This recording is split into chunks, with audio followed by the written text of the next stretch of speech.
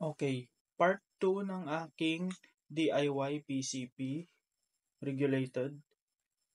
Okay, so ito yung mga natapos ko sa part 2. Nalagyan ko na siya ng pellet tray.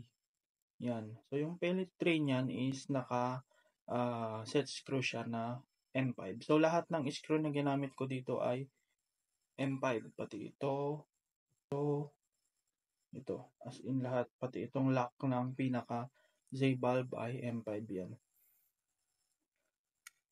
So,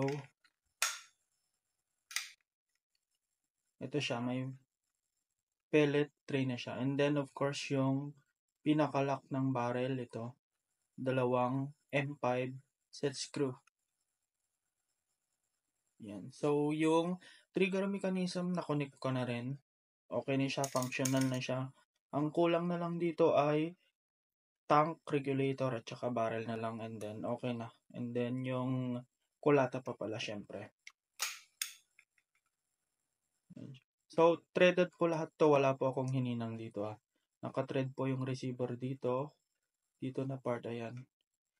Tapat nitong pinaka butas dito, may screw yan papasok. Pag natanggal itong bolt, meron niyang screw dun sa ilalim. And then, sa ilalim din nitong pellet tray, meron siyang M5 na screw. So, yun yung nag-hold sa upper receiver at saka itong hammer housing para hindi siya matanggal. And then, ito naman yung sa lagayan ng kulata or yung buttstock. M5 din siya.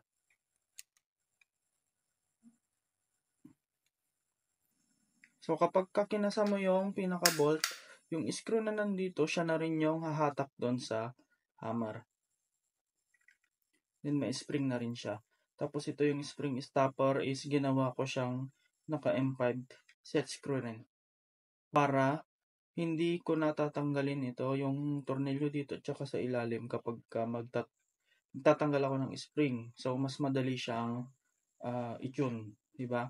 Kahit nakalagay siya sa kulata, pwede kong tanggalin yung pinaka spring stopper, magpalit ng spring o kaya maglagay ng shim. Yan.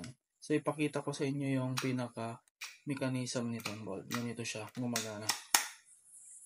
Yan. So, itong part lang na ito, tsaka yung mismong handle lang ang umiikot. Yung pinaka body ng bolt, hindi yan umiikot kasi meron niyang tornilyo and then meron niyang straight na parang slot. Yun yung dadaanan ng bolt at saka yung magkakasa sa hammer. So, ito brass lang ito na 1.5 mm yata yung kapal.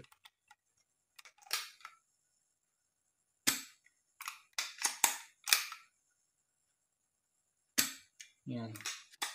So, okay na siya. Tank na lang, regulator at saka barrel.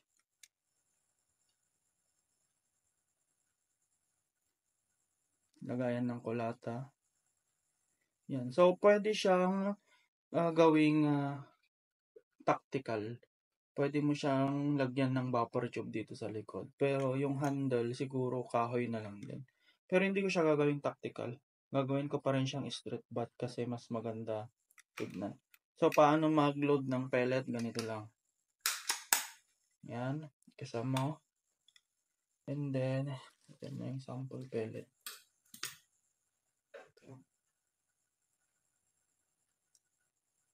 Yan. Tapos itulak mo lang siya. Yan. So, paano hindi nahuhulog yung pellet? Siyempre, merong tinatawag na chambering doon sa pinaka-barrel, di ba? So, yun lamang. Abang-abang sa part 3. Lalagyan ko na to ng tank regulator at saka barrel and then gagawan ng kulata. Okay, maraming salamat ulit sa panonood. Bye!